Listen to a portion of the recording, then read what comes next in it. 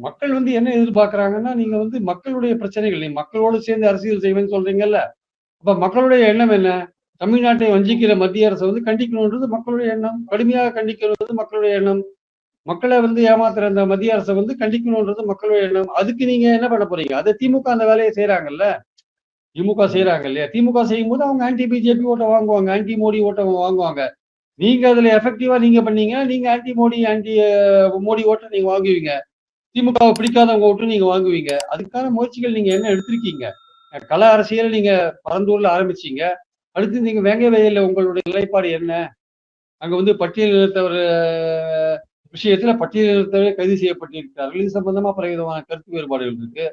நீங்க இது சம்பந்தமா ஏதாவது பேசுறீங்களா? ஒண்ணும் பேசுறது இல்ல ஆக்சுவலா வந்து. ஸோ அப்படி இருக்கும்போது நீங்க வேங்கை வயலுக்கும் நீங்க போகல.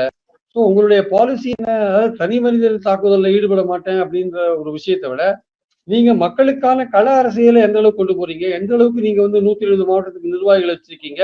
நீங்க இப்ப இதுவரையும் போட்டிருக்கிற ஒரு 50 நிர்வாகிகள் எத்தனை பேர் தலித்துகள்? எத்தனை பேர் தலித்துகள் சொல்லுங்க. நம்பர் சொல்லுங்க. நிறைய பேர் சொல்றாங்க ஒண்ணுமே இல்லைன்றாங்க. அது உண்மையா பொய்யா தெரியாது. வெரிஃபை பண்ணணும்.